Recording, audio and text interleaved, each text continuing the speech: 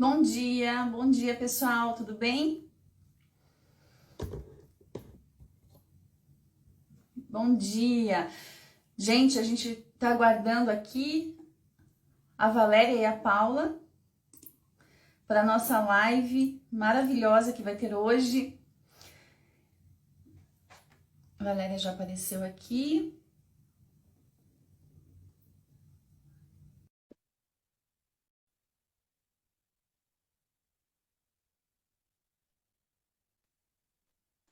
Aceitei, Val. Bom dia, pessoal. Oi, Valéria. Bom dia, Carla. Bom dia a todos. Bom dia. Tá me ouvindo bem? Como é que tá o som? Muito alto, muito baixo? Para mim tá ótimo. Tá ótimo? Então vamos aguardar um pouquinho a Paula, que tá entrando, acho que ela já me convidou aqui. Aceitei, Paula.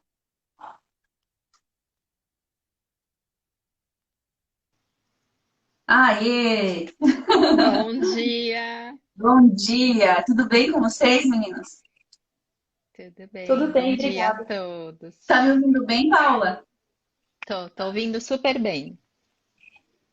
Ah, que joia! Eu deixei um pouquinho no médio aqui para não fazer eco, mas qualquer coisa, se vocês ou o pessoal não tiverem ouvido direito aí, avisem a gente. Então vamos começar? Para dar tudo certo? Gente, Hoje estão me acho que vai. ouvindo? Vamos lá, hoje vai. Ah, deixa eu comentar o seguinte. Eu comecei a live certinho, né? 9h30 e na hora, junto comigo, o pessoal aqui do lado começou a fazer um barulho aqui de construção. Então, gente, se tiver um barulhinho, não se incomodem, por favor, mas eu não tenho muito o que fazer, né? Vamos lá. Gente, então eu vou apresentar, falar um pouquinho aqui na introdução e depois a live vai ser toda da Valéria e da Paula, elas vão falar à vontade, eu só vou mais ouvir, né? Mas vamos lá, vamos apresentar vocês. Antes, ó, começou. A live de hoje, gente, ela é muito especial para mim, né? Porque todo mundo sabe que eu sou mãe de criança com deficiência. Mas assim, por dois motivos, né, que para mim assim são fundamentais, que é o tema envolvido, né? Onde a gente pode falar sobre a mais qualidade de vida e em relação às mães de crianças com deficiência, e que é algo que a gente prega muito aqui no Mundo Adaptado, que é a qualidade de vida. E segundo, por eu ter a honra e a alegria, né, de ter duas especialistas, profissionais aqui falando sobre um tema tão pouco abordado, né, que é cuidados paliativos, e que pode fazer toda a diferença no dia a dia das famílias. Então, sejam bem-vindas, Paulo e Valéria. Estou muito honrada de ter vocês aqui. E agora, falando um pouquinho da Valéria, um pouquinho da Paula, gente, para vocês entenderem com quem a gente está conversando.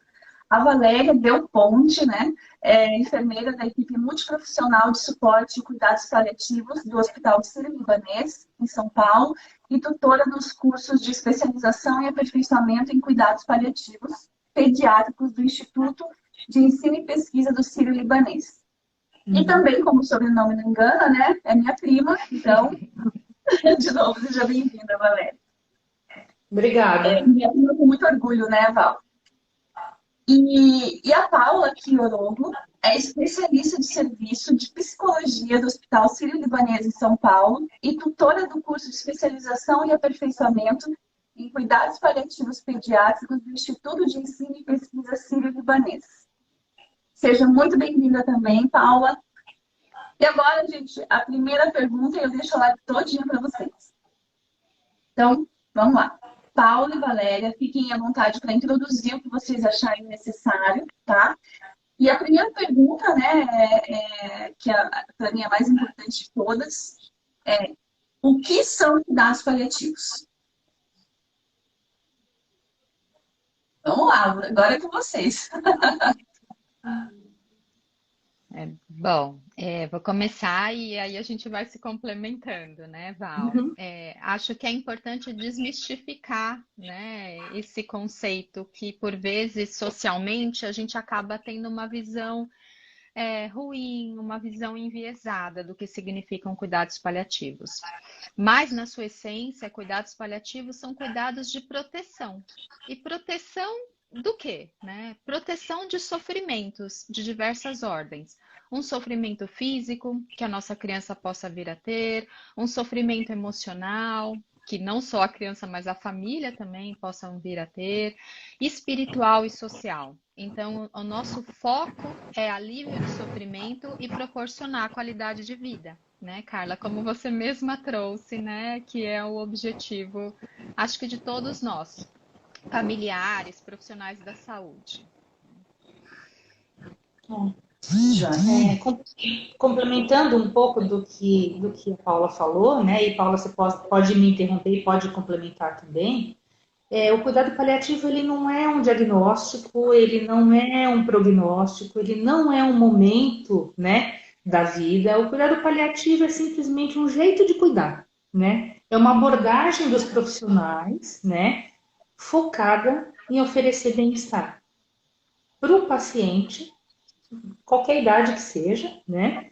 E para a família também, né? Então ele olha, né, a unidade familiar como foco do cuidado, né? Então, se quem está doente é, por exemplo, é a mãe, é o pai, não importa, é a criança, a gente vai olhar todo mundo que está envolvido naquela condição, né? Porque a doença, ela não traz sofrimento só no aspecto físico.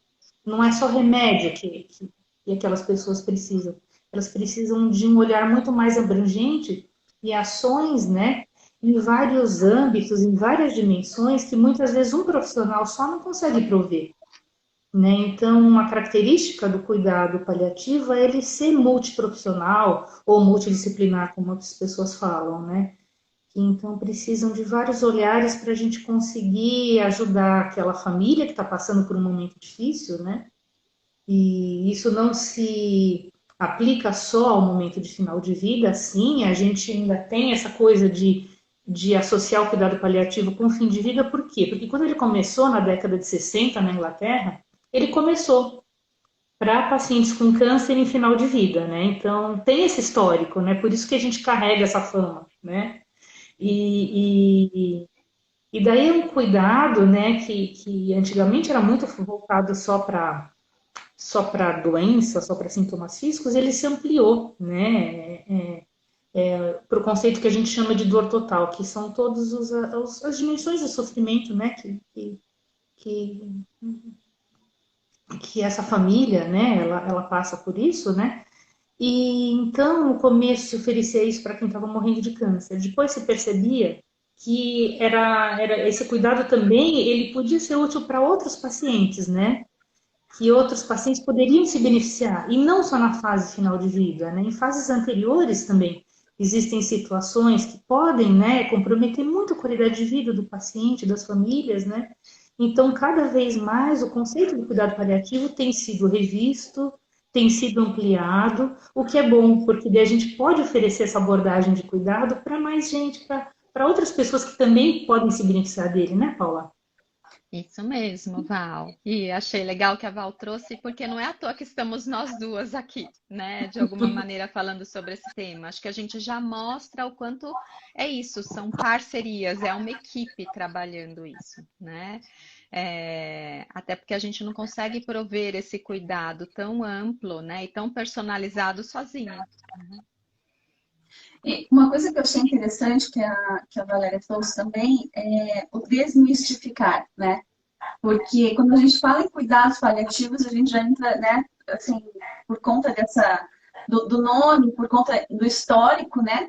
A gente já fica com um receio que entra numa situação de já estado terminal, né? E não é isso. Então, até eu acabei não informando e não introduzindo isso inicialmente, mas é o desmistificar do cuidados paliativos, né? A gente entender que ele é útil para, enfim, diversas situações, e não só em estados terminais. Então, isso é muito, muito interessante, muito importante para nós, né, como pais, porque a gente não entra em choque, né, quando fala em cuidados paliativos. É. E, né, eu achei bem, bem bacana você trazer isso. E em que momentos, assim, os cuidados paliativos, eles são realmente necessários, né? Vocês acham, assim, que vocês podem falar assim, olha, nesse momento a gente precisa entrar, né? A equipe precisa entrar, a equipe multidisciplinar precisa entrar com os cuidados paliativos. A própria Organização Mundial da Saúde, ela define cuidados paliativos, né, como sendo cuidados, né, para oferecer qualidade de vida para pacientes e famílias que enfrentam condições que ameacem a vida.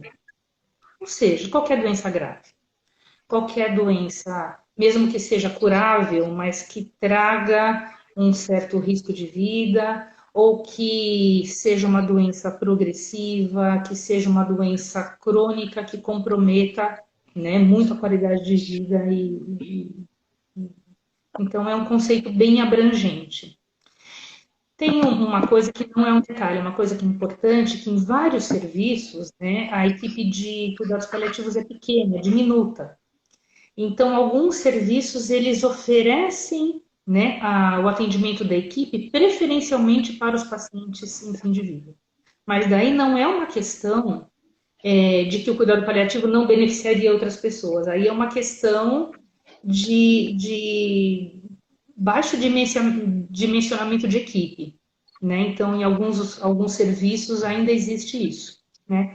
Porque tem pouco profissional formado, né? Tem pouco profissional capacitado. Então, em alguns serviços existe essa confusão.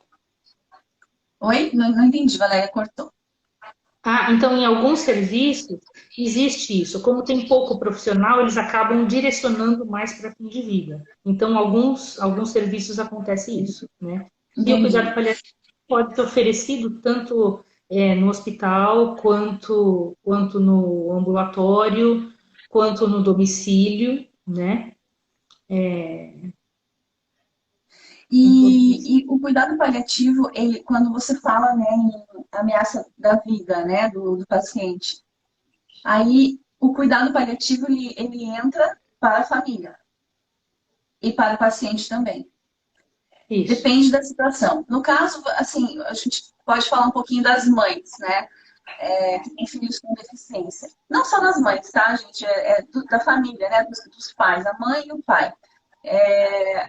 Como que funciona isso? Como que vocês tratam essa situação, sendo que a criança geralmente é quem está em estado grave, né? Esse é um diferencial dos cuidados paliativos, porque é sempre voltado para essa unidade familiar. Então, a gente olha ali para as necessidades da criança, inclusive necessidades físicas que podem estar presentes, mas a gente também extrapola esse olhar para essa família, que como a Val trouxe, existem dores, né, que não são só físicas desse processo de adoecimento, são dores emocionais, de ter esse atravessamento na vida, né, por se perceber como uma criança que requer cuidados diferenciados, dores sociais, né, e essas dores às vezes espirituais, de questionamentos inclusive existenciais. Então, quando a Val traz, né, até essa coisa de que são doenças ameaçadoras da vida, o que a gente está falando é que, idealmente, quanto antes nós entramos, antes nós oferecemos uma camada adicional de suporte. Então, não é necessariamente que a equipe de cuidados vai ser tirada, né, e nós vamos assumir o cuidado. Não. Né? Pelo menos da forma, inclusive, como a gente trabalha, em muitos lugares trabalham, é isso, tem o cuidado ali da equipe que está acompanhando aquele caso, e aí tem paliativos por fora, atentando para realmente não ter nenhuma brecha de algo que traga ali um sofrimento, uma dor, né? Um cuidado que é isso, é mais um cuidado a ser oferecido para essa família, e sempre com o olhar da família. Até porque quando a gente cuida dos pais, a gente cuida indiretamente da criança, né? Isso é algo que eu falo muito, né? Não, com certeza. Com toda certeza. Pode falar. Na prática, sim, a abordagem nossa é muito de procurar fazer uma avaliação e se aproximar daquele paciente, daquela família e escutar muito, né? E escutar de forma muito aberta para entender o que que eles trazem como sofrimento, o que que eles trazem como dor, o que que eles trazem como necessidade, né? E procurar, né, valorizar, validar esses sentimentos, né, essas sensações e oferecer um espaço onde eles possam expressar tudo isso, né? E ir fazendo pontes, né? Existem situações onde muito do que a gente vai fazer é ouvir, e existem situações onde a gente vai poder atuar mesmo, né? E às vezes a atuação vai ser nossa, vai ser uma orientação, né? Às vezes a atuação vai ser levar aquela informação para o profissional que pode atuar nela, né? Mas num primeiro momento, essa primeira escuta ela já é muito transformadora, né? Porque é muito comum, principalmente em ambiente hospitalar, eu vou falar muito de ambiente hospitalar porque é onde eu atuo, tá? Então eu vou falar daquilo que é a minha experiência, né? Com certeza. E a gente sabe que nesse ambiente, né, os profissionais, eles falam muito, né? E os pais, eles ficam muitas vezes, quando eu falo pais, gente, é pais no sentido amplo, às vezes é avó, é tio, é tutor, enfim, é quem estiver lá, né? Cuidador também, cuidador profissional, muitas vezes nessa situação, ele acaba atuando como família também, né? Então, ele é muito pouco ouvido, né? Ele fica muito numa condição passiva de absorver informação, e às vezes não tem nem como lidar com toda essa sobrecarga, né, de informações novas que vem durante a internação, que é muita coisa, e muitas vezes numa língua diferente, né? Porque os profissionais, eles usam uma língua própria, né? E na hora de conversar com a família, nem sempre eles ajustam essa linguagem de uma maneira que as pessoas consigam entender, né? Então, muito que a gente faz é essa ponte de comunicação, né, Paula? Isso mesmo. Perfeito, Val. Vocês falando assim, meu Deus, a minha cabeça estava longe, né? Lembrando de tudo. A Valéria falando, a Paula falando, eu fui lembrando da minha vida lá atrás, né? 9 anos atrás, quando o Léo nasceu. E aí eu quero trazer esse momento aqui para a live, porque hoje para mim é muito claro, né, o que aconteceu naquele período. Mas lá atrás eu não fazia a menor ideia, né? Então, para vocês entenderem como é importante, assim. Quando o Léo nasceu, né, em meio a uma situação extremamente grave, eu morava em São Paulo e a única pessoa da família que eu tinha ali por perto, né, minha família é grande, mas em São Paulo eu só tinha a Valéria, né, assim, de perto. E eu lembro de dois momentos, né, que até conversei um pouquinho com a Valéria antes sobre esses dois momentos e ela me explicou que uma coisa era diferente da outra e para mim foi super importante. Eu estava internada grávida, né? O primeiro momento foi esse. Eu estava internada grávida e eu não podia levantar da cama de jeito nenhum. E até que, assim, teve um dia que a Valéria chegou, a Valéria, né? O marido, os filhos, meus primos também, né? E assim, chegou com presente, me deixou super feliz. Eu já estava num momento muito frágil, né? E ela chegou com presente e ela falou assim, olha, assim, já sabia que o Léo corria riscos, né?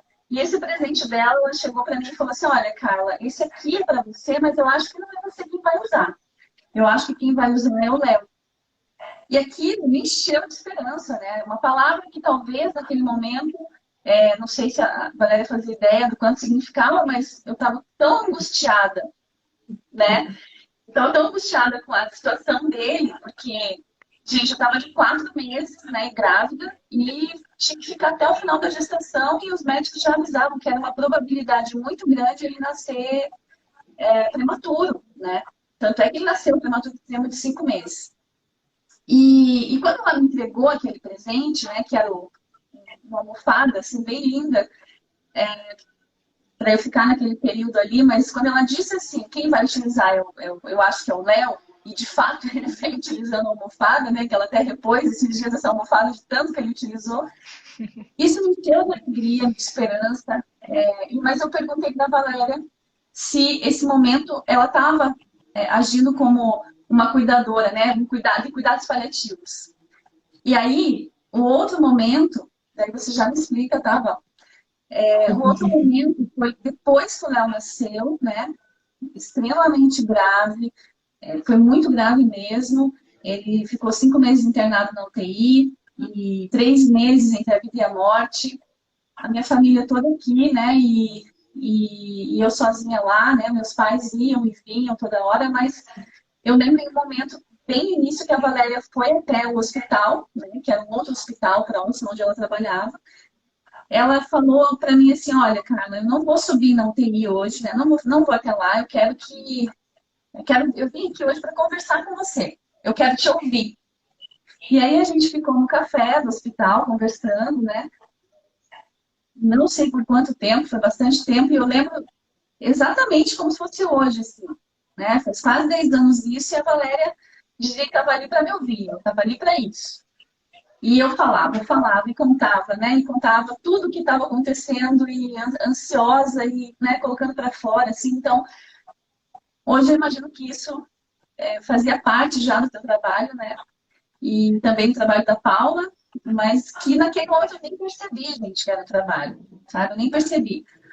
Então, assim, queria que vocês contextualizassem um pouquinho sobre isso, o que que é o trabalho e o que que é a família, né? E quanto isso é importante, assim, no dia a dia. Ok. Bom, Carla, naquele momento que eu fui e levei a almofada, né? Ali era a prima, ali não tinha jeito. Ali era um carinho que a gente tem por você e que você merece, né? Merecia e merece, né? E era o meu desejo que o Léo nascesse, que ele nascesse bem e que usasse a almofada, porque é uma almofada que serve como coxinha. Sabia que ia ser útil para você, enfim, né? Era isso, era o meu desejo que ele viesse, né, para nossa família, né? Então, isso Mas para mim é como isso muito foi claro. importante, né? Porque o apoio da família é importante, né? É importante você saber que a gente torce por você no momento difícil e que teu filho vai ser querido, vai ser desejado, vai ser amado, vai ser aceito, né? Isso é importante, Com certeza. né? Assim como ele é. E Eu tive muita sorte, tá, Val?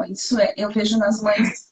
Eu tenho que falar sobre isso, porque eu vejo muitas mães que falam assim, elas reclamam justamente disso, assim, da falta da família nesse momento. Então, assim, eu não posso negar que eu tive muita sorte em ter uma família toda ao meu lado naquele momento, né? Mas eu vejo muitas e muitas não passando pela mesma sorte, digamos assim, pelo mesmo. Mas enfim, pode falar. Depois eu vou ler aqui o que uma pessoa comentou. e o segundo momento, né? Que é aquele segundo momento depois que o Léo nasceu, e que daí eu sabia muito, né, pela sua mãe, né, que tinha uma questão de prioridade, de poder visitar, e é lógico que os avós, essas coisas são a prioridade no momento de visita, né, e eu também me sentia muito pouco autorizada de ir muitas vezes lá para te visitar, porque eu trabalhava no hospital, eu lidava com pacientes em isolamento por vários germes multiresistentes. Eu morria de medo de visitar o Léo e levar algum germe multiresistente para ele. Então tinha muito isso, né? E eu fiquei muito em conflito. E agora o que eu vou? Eu vou, não vou? Que horas eu vou? Enfim, daí aquele dia respirei fundo, tomei coragem e vou. E vou lá e o que eu posso oferecer para Carla nesse momento, né? Eu não, nessa época, eu atendia muito pouca criança nessa situação, né? O meu contato era muito mais com adulto. Agora assim que vem aumentando a população pediátrica que a gente atende, né? Atualmente eu atendo as duas populações, adulto e pediatra. Então eu fui meio falando, vou lá e vou tomar um café com a Carla, porque eu não sei se ela tem esse momento de tomar um café e conversar com alguém que esteja disposta a ouvir tudo que ela tem a dizer, né? Eu falei, isso talvez ajude. Foi isso que eu fiz. Mas eu acho que ali era total, né? O teu trabalho, no segundo momento, apesar de naquele momento você ainda não trabalhar tanto com crianças, mas trabalhava já com os cuidados paliativos, né? E que não Isso, deve ser tão diferente. Oi? eu trabalhava com famílias, né? E isso é uma coisa perigosa, porque não dá para você trabalhar com a sua própria família, né?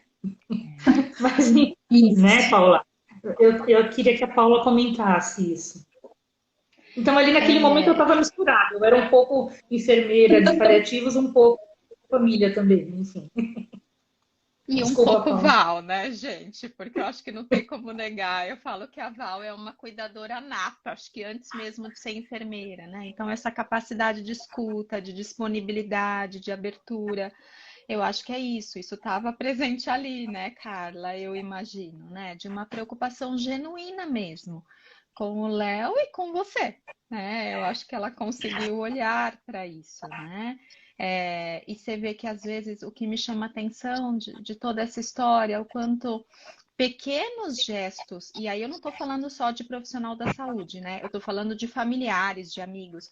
O quanto às vezes pequenos gestos fazem uma diferença enorme num momento difícil que a gente esteja vivendo, né?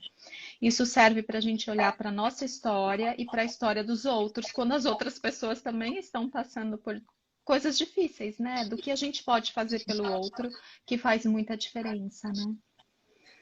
E são pequenos gestos, assim, mas que, gente, marcou muito, assim. Eu acho que todas as pessoas nesse período, eu lembro, eu lembro às vezes, assim, de nome e sobrenome de médicos. Antigamente, a minha avó, que era, enfim, ela já não está mais aqui com a gente, né? Ela faleceu. E eu lembro que eu falava assim, vó, como que a avó consegue lembrar lá de trás, de um momento difícil que ela passou na gestação dela, como que ela conseguia lembrar do nome e sobrenome de todos os médicos que atenderam? É porque marca, isso marca, é muito forte, a gente não tem noção. Então, assim, é muito importante, assim, a família, os amigos, de fato, estarem presentes. Gente, assim, eu era aquilo, né? Eu não podia conversar muito com ninguém quando eu estava grávida, né? Não podia ficar nervosa de jeito nenhum, porque o colo do útero poderia dilatar. Então eu perdi o acesso quase que com todo mundo e eu sabia que as pessoas me escondiam algumas coisas, mas também sabia que era necessário aquilo. E como foi importante, assim, pessoas que passaram, como eu não estava com a família ali no dia a dia, né? Mas como a Valéria, pessoas que passaram por ali, desde uma, assim, gente, assim, eu fiquei 40 dias no hospital internada, né? E mais 5 meses com o Léo. Eu não aguentava mais a comida do hospital. Eu não conseguia mais. Não tinha, sabe? Aquilo, sabe, não ia. E eu sabia que eu precisava me alimentar. As nutricionistas, elas vinham conversar comigo, elas, em um dia da semana, elas me deixaram mudar o cardápio, então, toda sexta-feira tinha ou pizza, ou cachorro-quente, ou algo assim diferente, né? Eu comia deitada, não podia levantar nem o pescoço para me alimentar. Meu Deus, eu lembro de todas elas. Eu lembro de todas as pessoas que passaram ali naquele período, porque elas olharam para mim, né? Elas olharam ali para o ser humano que estava ali, né? Teve um médico que falou assim, Carla, você precisa ser paciente. A gente também, daqui, a gente também vai ser, mas você precisa lembrar que o que você está passando aqui hoje é um casamento com o hospital. Eu lembro até hoje que ele falou, doutor Gustavo. E assim, é um casamento com o hospital, e de fato foi. Eu tive que ficar ali, não tinha o que fazer. E acontecesse o que for, eu tinha que ficar deitada, colada naquela cama para, né, segurar o máximo que eu podia, que eu pudesse o Léo. Então foi super importante. Eu agradeço, Valéria, né, por todo o carinho, como prima e como profissional, porque de fato é muito importante mesmo, assim. A gente lembra para sempre. Não tem como. E que bom que eu tenho você na minha vida nesse sentido. Então, gente, vamos lá para a próxima pergunta. Eu queria saber em relação às questões científicas do cuidado paliativo, né? A gente sabe que os cuidados paliativos ele baseia-se em conhecimentos técnicos e científicos, e que são levados em conta não só, aliás, as suas necessidades, né? Não apenas como paciente, mas também como pessoa. É isso? Explica um pouquinho para a gente, por favor.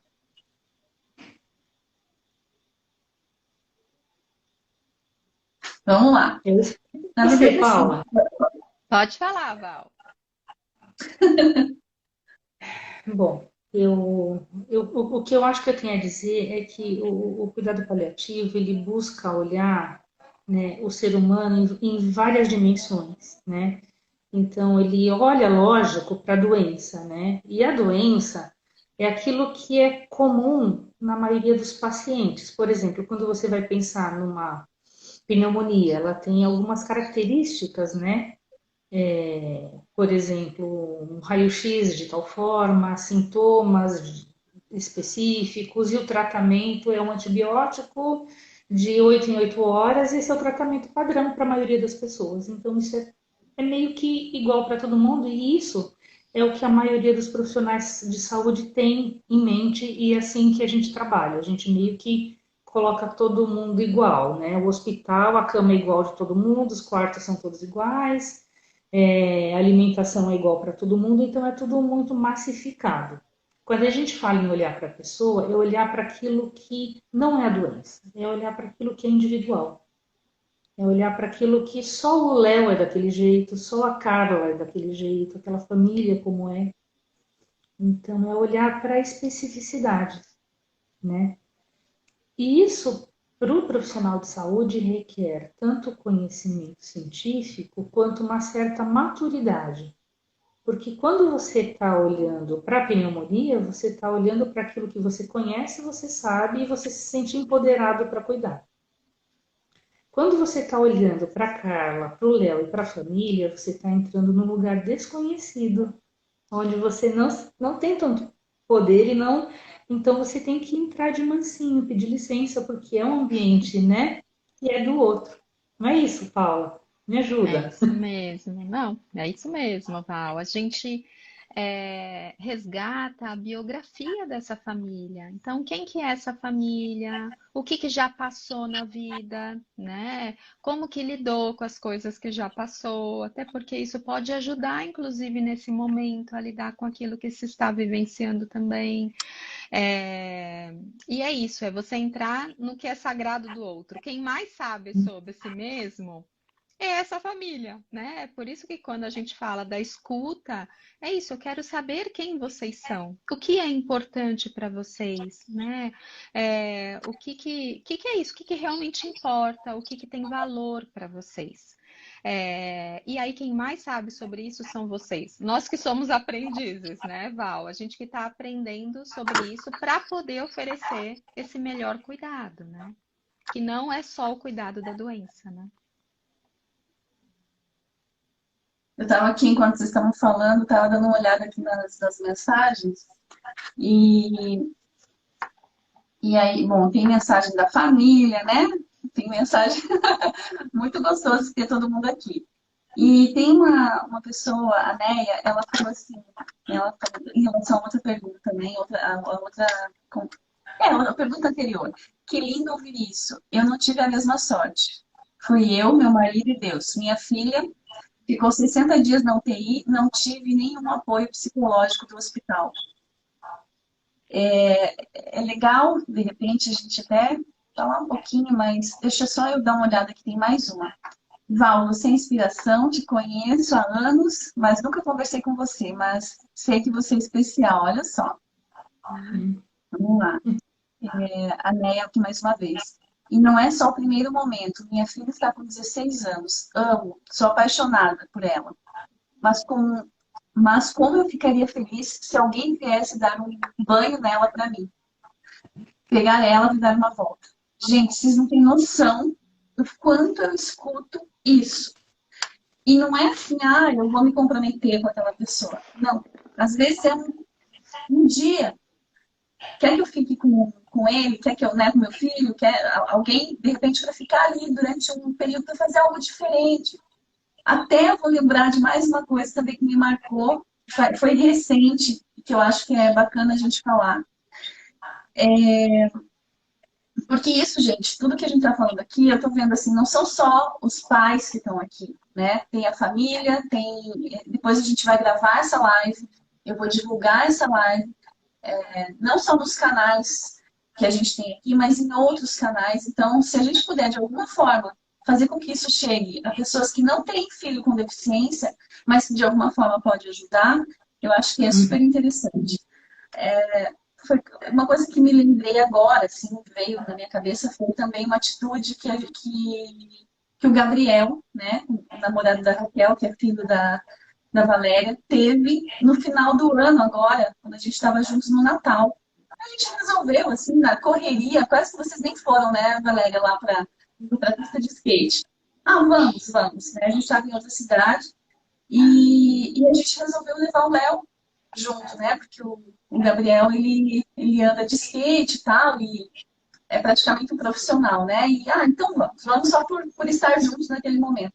E o Léo ali, de repente veio o Gabriel e falou assim, quer que eu dê uma volta com ele? Eu fiquei, quero, não sei como, mas eu quero, né, gente? Não sei como que ele vai dar uma volta com o Léo na academia, mas ele aí pegou o Léo e foi com o skate empurrando o Léo na quadra, né? Girando ali. Aquilo não foi combinado, foi algo que ele teve aquilo, aquela coisa na hora, aquela vontade, e pegou o Léo e deu uma volta. E proporcionou ali um momento, com certeza, diferente para o Léo, né? Um vento no rosto, né? Num lugar seguro. E para a gente também aquela sensação, né? De que, poxa, alguém se importa. Mas não que eu fique buscando isso, né? Não é isso. Mas sem querer ele acaba proporcionando isso para a gente. Então, muito legal. Assim, foi muito, muito bacana. E são esses detalhes, né? Que são importantes, assim. Querem comentar alguma coisa? Fiquem à vontade, gente. Eu tô aqui falando que nem uma tagarela, mas fiquem à vontade, tá? Se vocês quiserem falar. Você está falando um pouquinho de inclusão, né? De Sim, pertencimento, né? Gente que naquele momento o Léo conseguiu participar, né? Daquele momento, né? Tava o priminho, né? O Edu, né? Dando os primeiros né, com os primeiros certeza. movimentos no skate ali, então daí os dois primos participaram daquele momento, né, enfim. Foi um momento muito especial, né? Você tem até o filme disso, né, Carla? Tenho. Tá lá tá aqui no Instagram, né? Tá no Reels. Exatamente. São coisas diferentes, né? Mas de fato, é muito importante, né? É muito importante quando alguém da família está por perto, mas são situações diferentes, né? E Mas fala aí? de uma coisa, desculpa, Não, pode fala de falar. uma Não, coisa não, pode falar. que o cuidado paliativo tem como princípio também, que é promover, né, o máximo do potencial daquela pessoa, né, promover o lado saudável, né. Então, é tirar um pouco do olhar só para a doença e olhar para aquilo que está são, olhar para aquilo que é possível, né, olhar para aquilo que pode trazer benefício, bem-estar para todos, né, e é isso, né, por que não, né? Sim. Não, com Não, certeza. tinha de skate para ele, né? Por que não? Né, e super, super tranquilo, super seguro. E agora, assim, eu sei que a gente já comentou, a Valéria já comentou sobre isso, mas eu acho que é importante a gente ressignificar, né? Mas se é que esse é o termo. Mas assim, eu queria que vocês comentassem um pouquinho sobre o medo das pessoas em relação aos cuidados paliativos, e se receber cuidados paliativos, né? Eu acho que é bom a gente frisar mais uma vez, significa que não há mais possibilidade de cura para a doença ou, né, de repente até para uma situação de uma deficiência, né? O que significa isso na prática? Você responde, Paulo? É, respondo. Na verdade, receber cuidado, isso é isso, a gente também precisa desmistificar isso, né? É um mito, né? Ai, porque eu estou recebendo cuidados paliativos é porque meu filho não tem mais possibilidades, né? Seja de cura, né? Seja de viver, né? Acho que tem muito essa construção, até porque é isso, às vezes, como a Val trouxe, existem hospitais em que cuidados paliativos é oferecido ali numa fase de final de vida. Mas esse não é a premissa de cuidados paliativos. Então, o intuito é realmente que as pessoas tenham acesso a isso o quanto antes, porque isso significa todas essas potencialidades que a gente está trazendo, né? Não só um cuidado e um olhar para a doença, mas um cuidado e um olhar para essa família, potencializar essa questão de saúde. Então, acho que a gente precisa, não, acho que tem que quebrar um pouco isso, né? Ser indicado para cuidados paliativos não significa que mais nada se tem a fazer. Esse é, inclusive, um termo que às vezes as pessoas usam. Pelo contrário, né? Acho que a gente faz muitas coisas em cuidados paliativos e muitas vezes tem uma equipe ali também cuidando ao lado, numa busca, né, para que essa criança fique melhor e bem, né? Então, acho que esse é um detalhe importante para a gente pensar. E queria voltar, né, até antes da Val completar, que eu fui vendo aqui alguns comentários, até na questão anterior que vocês estavam trazendo, de que às vezes parte das pessoas genuinamente essa inclusão ou esse cuidado, né? Essa coisa de falar, deixa que eu fico, deixa que eu faço, e às vezes não parte, né? E sempre tem, né, aquela mãe ou aquele pai que assume os cuidados e é isso, entra ali, né, naquele papel. E o que eu queria falar, gente, por mais difícil que seja, que às vezes a gente também precisa aprender a pedir ajuda, né? Sair às vezes desse lugar, né, que a gente entra e que talvez a gente faça melhor do que ninguém, porque a gente faz todos os dias aquilo, mas de falar, olha, hoje não dá, hoje eu preciso que você cuide e saber que talvez o cuidado não seja como você cuidaria, mas se proporcionar um dia de descanso, um dia de sair, um dia de beleza, não sei, né? Mas um dia que vocês se conectem com vocês, né? Então, acho que é um detalhe, não vamos esperar só do outro, né? Vamos aprender também a olhar para a gente e olhar para as nossas necessidades. Acho que a Paula falou a coisa mais difícil que é para um pai e uma mãe fazer, gente. Né? Eu acho que não vou nem tratar assim como pai e mãe de criança com deficiência, acho que é o geral. Claro que o pai e a mãe de criança com deficiência, né? A gente sabe que tem os cuidados e que assim, a gente é muito regrado, né? Tem que fazer assim, tem que colocar a gaze em volta do bottom, tem que depois disso você faz aquilo, depois daquilo você dá as medicações e assim. E às vezes não, e a gente tem que se permitir, né? Que o nosso cuidado não é o único correto.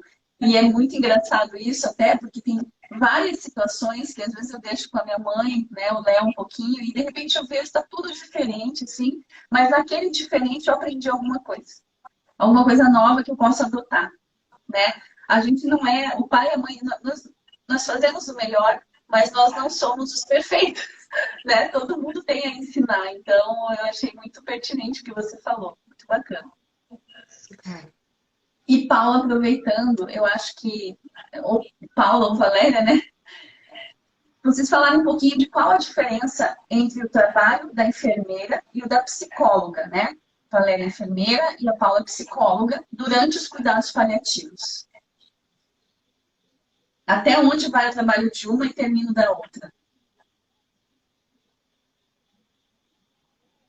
Bom, vou começar falando. Bom.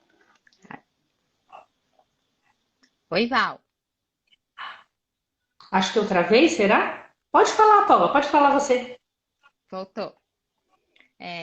A gente vai responder juntas, né? Porque, na verdade, tem uma parte desse trabalho que é isso, que tem uma intersecção, né? Quantas vezes eu e a Val atendemos juntas, né? E eu percebo que são olhares complementares.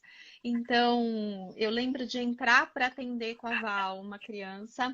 E a Val tá atenta a coisas que é isso, eu estava atenta a outras coisas. A expressão daquela família, como que a criança estava, como que não estava. E a Val atenta ali, olha, né? A posição que a criança estava na cama, né? Se alimentou, se não se alimentou. Então, acho que são olhares complementares e tem uma parte dessa intersecção que é esse objetivo que a gente tem, né? De realmente dar escuta, de realmente oferecer uma continência e um apoio para aquela situação. Né? E isso eu acho que nós fazemos juntas, né, as duas. Mas esses olhares para coisas diferentes se complementam. E isso eu acho formidável, principalmente quando a gente atende juntas, inclusive, né? Mas é óbvio, o meu olhar acaba sendo mais pro emocional, né? Como que as pessoas estão, como elas estão lidando. Aquele dia tá um dia mais difícil? Por que que tá um dia mais difícil? Ou aquele dia tá um dia mais leve? O que que aconteceu naquele dia que tornou ele mais leve? Né? Para isso ali que eu estou mais atenta. E a Val, eu tenho certeza que está olhando para outras coisas, mas também para isso. Né? Diga, Val. E assim, né? Como eu já disse, né? Eu sou enfermeira, mas eu como enfermeira especialista de cuidados paliativos, eu não faço aquela função do dia a dia da enfermeira, de verificar sinais vitais, de trocar curativo, de colocar soro, né? Isso tem a enfermagem da pediatria que faz muito bem feito. Então, eu sou uma pessoa de fora que tem, né, o conhecimento da enfermagem, que o meu papel é entrar, escutar, né, escutar a família, né, avaliar os sintomas, né, avaliar os sintomas da criança, avaliar os sintomas daquela família e oferecer um espaço de escuta, de orientação, daquilo que eu puder orientar, né. E quando a família se sente muito à vontade, começa a me falar situações e eu percebo que naquele momento ali a intervenção não é minha, não é do meu conhecimento, que precisa de um psicólogo ali, daí nesse momento eu falo, que bom que você está compartilhando isso comigo, só que nesse ponto eu acho que você precisa da ajuda da Paula, porque eu não tenho como te ajudar nisso, né? E daí a gente passa a bola para o outro profissional e pergunto, né? Você fala disso com a psicóloga, gostaria que eu, né, avisasse a psicóloga que você tem essa questão, né? Como você prefere lidar e daí por diante, né? E daí a gente vai trabalhando em equipe, eu no meu lugar, a Paula no lugar dela, alguma interseção, mas é isso, a gente faz esse jogo em benefício, né, daquela família, daquele paciente. E muitas vezes a família ela tem um pouco mais de empatia ou de afinidade com um ou outro profissional, então a gente procura usar isso a favor da família. Vou trazer algo que aconteceu comigo também no período do hospital, que eu acho que dá para a gente entender um pouquinho sobre essas diferenças também, né, das duas profissionais. Quando eu estava internada, uma das coisas que mais me angustiavam era não conseguir dormir. Porque, gente, ninguém acredita, né, mas eu estava deitada, não podia levantar para nada, absolutamente nada. Era a fisioterapia que eu fazia deitada, era tudo ali, né? Eu me alimentava deitada, não podia levantar nem o pescoço, era tudo ali. E a rotina do hospital, ela me irritava. Tudo me irritava, né? A gente, quando está numa situação dessa de não poder, né? Não pode ficar nervosa. Então, assim, se você pega um computador, um note ali, mesmo deitada, não pode, porque você vai ficar nervosa. Tudo me irritava. E a rotina do hospital me irritava. Mas por quê? Porque eu ficava o tempo todo ali, quietinha, né? E eu não conseguia dormir, porque assim, a troca dos plantões tinham barulhos, e que é uma coisa muito natural, né?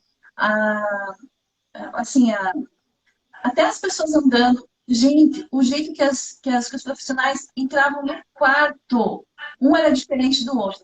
A gente brincava assim, tinha profissional que entrava assim com tudo no quarto, sabe? E outros entravam bem delicadamente. Eu sabia quem era quem pelo jeito da pessoa abrir a porta. Eu sabia tudo. É muito incrível isso, assim. E, e o que que acontece? A gente vai guardando aquilo e não fala, né? E até que um dia eu não aguentei, porque eu estava cansada, eu já estava irritada, porque eu estava cansada e eu não conseguia dormir. Eu dormia assim, picadinho, mesmo deitada ali. Aí eu não lembro para quem que eu pedi, mas eu falei para alguém, gente, eu não estou aguentando mais, eu não consigo dormir, vocês não conseguem me mudar de andar, me colocar na China, sei lá onde, mas aqui eu não consigo. E aí eles conversaram entre eles e fizeram algumas coisas que me ajudaram assim demais. Uma foi mudar, eu sempre ficava nos quartos, no final do corredor, para não, né, não ter muito barulho. Isso naquele hospital, né? Cada hospital tem a sua dinâmica. E outra coisa também foi que elas fizeram uma plaquinha, assim, simples, de papel mesmo, como aqueles hotéis, sabe? Assim, não entrar, descansando, ou pode entrar, sabe? Gente, assim, no momento que eu estava dormindo, ninguém entrava, todas respeitavam.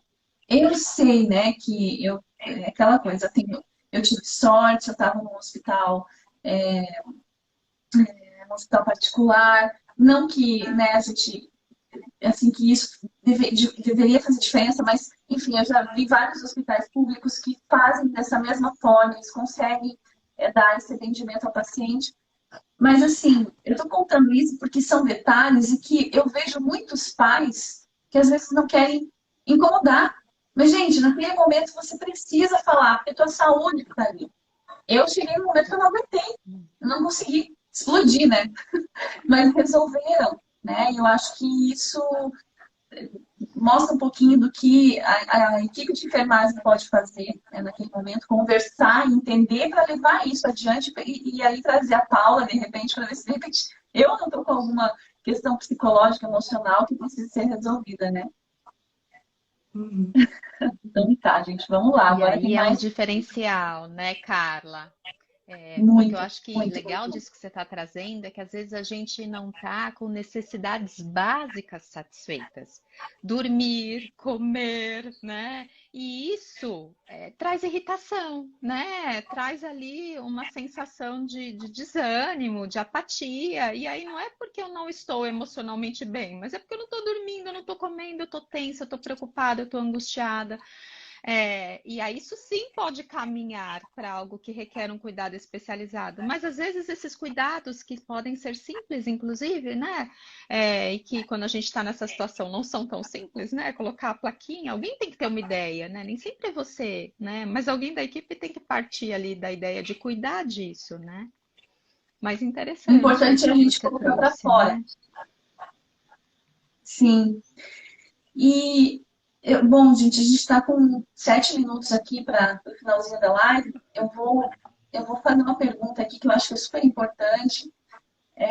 E a gente vai. Eu tenho várias perguntas para fazer, mas qualquer coisa a gente faz uma live na sequência, né? Eu sei que as meninas também estão aí com os trabalhos, atendimentos para fazer logo em seguida da nossa live. Então vamos lá.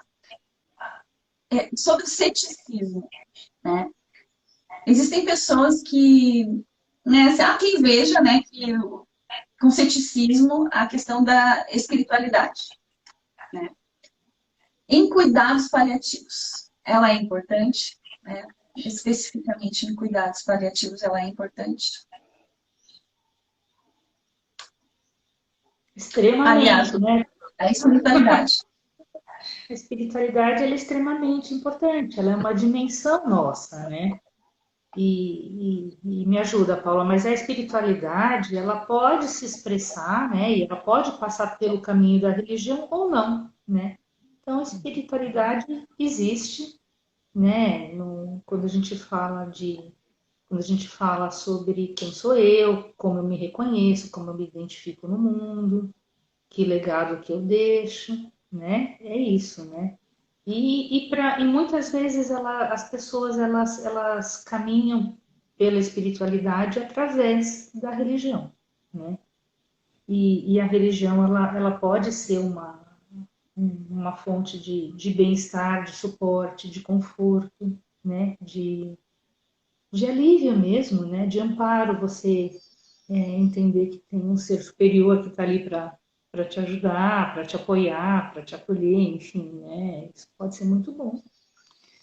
E às vezes a religião também pode trazer sofrimento, né? Pode trazer culpa, pode trazer. Então, muitas vezes o nosso papel vai ser olhar para isso, avaliar e procurar auxiliar o paciente a viver a espiritualidade dele de forma saudável, né, Paula? Quer complementar? Acho que é muito importante essa separação, que embora possa estar junto, a gente está falando de coisas diferentes. Espiritualidade, uma palavra que remete muito à espiritualidade é conexão. O que me conecta comigo mesmo, o que me conecta com o mundo, o que é sagrado para mim. E o sagrado, ele pode passar por Deus, ele pode passar por um ser superior, ele pode passar pela religião que traz algo ali formatado. Mas para mim, por exemplo, que posso ser uma pessoa espiritualista, o meu sagrado é estar no meio da natureza e aquilo me conecta comigo mesma e com as pessoas. Ou o meu sagrado é a minha família, né? Então, onde que eu tô ali tendo a minha sensação de que, nossa, de plenitude mesmo, né? E acho que a Val trouxe um aspecto que eu considero extremamente importante, que é o quanto a gente às vezes tem um uso, né, e uma forma de enfrentamento da religião que é saudável e que me faz bem, e o quanto às vezes isso pode, inclusive, nos fazer com que a gente se sinta exigidos, né? Do tipo, exigidos tanto pela gente quanto pelas pessoas ao redor, né? Mas também pode vir cuidados. Quantas vezes a gente já viu no hospital, né, Val? Existem algumas comunidades religiosas que é isso, vão em peso dar apoio para a pessoa no hospital, o que é muito legal, né? De você perceber esse cuidado. Então, acho que é legal essa diferenciação para vocês perceberem e perceberem o quanto isso faz diferença para vocês ou não. Mas é um dos aspectos que a gente avalia no nosso trabalho, né? Tanto a espiritualidade, a religiosidade, o quanto ela está sendo saudável ou quanto não, né? E precisa de cuidados aí. Interessante. Meninas, muito obrigada. Acho que a gente vai precisar agora finalizar. Faltam 3 minutinhos. Então, assim, a live vai ficar gravada, né? A gente vai inserir na plataforma Mundo Adaptado. E também a Paula e a Valéria, elas disponibilizarão, né, um material completo em PDF para vocês todos, né? Quem quiser ter acesso, é só entrar lá no site, lá em mundoadaptado.com.br. Vai ter um post, né? Depois eu coloco ele ensino ele aqui ali na live, né? Aviso sobre o material. E, pessoal, eu agradeço imensamente o esclarecimento sobre esse assunto tão importante, né? Que cada vez mais a gente precisa, né? E foi uma live muito importante mesmo para nós. Eu espero tê-los aqui novamente. Muito conhecimento. Eu só tenho a agradecer vocês, de coração. Obrigada a você, viu, Carla, por estarmos aqui trazendo um pouco do nosso trabalho, né? Eu acho que essa troca é que nos enriquece, né? E muito obrigada a todas as pessoas que entraram e participaram, né? A gente fica disponível para elucidar possíveis dúvidas que vocês possam vir a ter. Qualquer coisa o pessoal pode deixar lá no campo comentários e aí a gente marca vocês e vocês respondem por lá. Ou então também, né, por mensagem, enfim, do próprio Instagram. Tá bom. Queria agradecer também, Carla, Paula e todo mundo que participou. Muito obrigada por esse momento e desejo a vocês um bom dia. Obrigada, gente. Um abração para vocês. Agora eu vou finalizar aqui e depois a gente conversa um pouquinho nos bastidores aqui. Obrigada, gente. Tchau, tchau. Nossa,